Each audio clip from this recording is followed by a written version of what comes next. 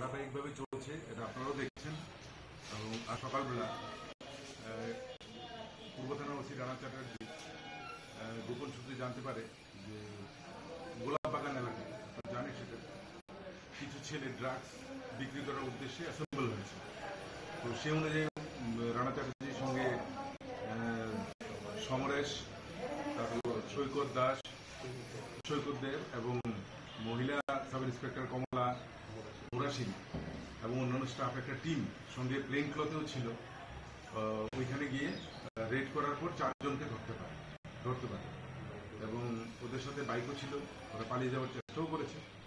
তো ওদেরকে ধরার পর ওদের কাছ থেকে 4টে পাউচ পাওয়া হচ্ছে ব্রাউন সুগার, তো যেগুলিতে মোট 36 গ্রাম ব্রাউন সুগার ছিল। এদেরকে জিজ্ঞাসাবাদ করার পর যে এই ড্রাগস ওরা মানে রিসোর্সটা মানে কোথা থেকে পেয়েছে, তো ওরা একজন মহিলা। তো অ্যাকর্ডিংলি ওই মহিলাকেও, মহিলার দোকান আছে এই শহরের প্রাণকেন্দ্রিক ছোটখাটো একটা দোকান নিয়ে বসে, কিন্তু বেসিক্যালি ড্রাগসেরই ব্যবসা করে। ওই মহিলাকেও আটকানো হয়। ওর কাছ থেকে 95 ছোট কন্টেনার ব্রাউন সুগারের পাওয়া যায় এবং ক্যাশ টাকা 16,000 পাওয়া যায়।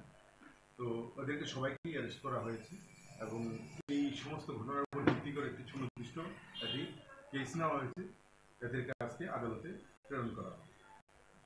তো এদের নাম যথাক্রমে হচ্ছে রাজেশ দেবনাথ, বিশ্বজিৎ মজুমদার, তারপর জয়দেব দাস এবং উসমান মিয়া এবং উমা মালাকার।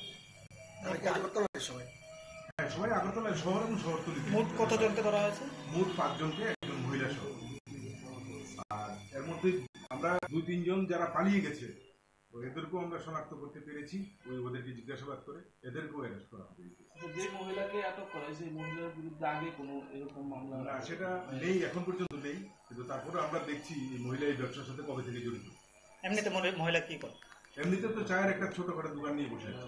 স্যার, একটা বিষয় যেটা, যেহেতু ওরা বিক্রি করে, তারা কোথা থেকে এগুলো সংগ্রহ করছে? বিভিন্ন জায়গাগুলি বলতে এরা ঘুরে ঘুরে বিক্রি করে। এদের সবাই, আমরা যেমন ওদের পালসার বাইক টাইক সব সিজ করেছি। ওরা নিশ্চয়ই সেই ফোনে বিভিন্ন জায়গা থেকে ফোন আসে। আর স্কুল কলেজ তো আছে, এগুলি থেকে আমরা ইদানিংকালে আমরা অ্যাকচুয়ালি স্কুল কলেজগুলির উপর বেশি নজরদারি করেছি।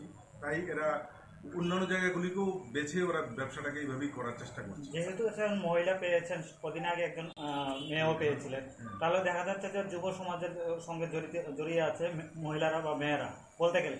তো এরকম গ্যাংগুলো কি আপনারা ধরতে সক্ষম হবেন? এই সমস্ত বিজনেস র্যাকেটের ক্ষেত্রে কোনো জেন্ডার ফ্যাক্টর করে না। এখানে ছেলে মেয়ে কোনো ফ্যাক্টর করে না। এখানে হচ্ছে ওরা পয়সা রোজগারের জন্য এরা সবই করতে পারে। আমাদের কাজ হচ্ছে ওদেরকে আটকানো এবং আমরা সেইভাবেই প্রতিটা পদক্ষেপ নিচ্ছি এবং আশা করি আমরা এই ধরনের মানুষগুলিকে অ্যারেস্ট করে আমাদের সোসাইটিটাকে এবং শহরটাকে।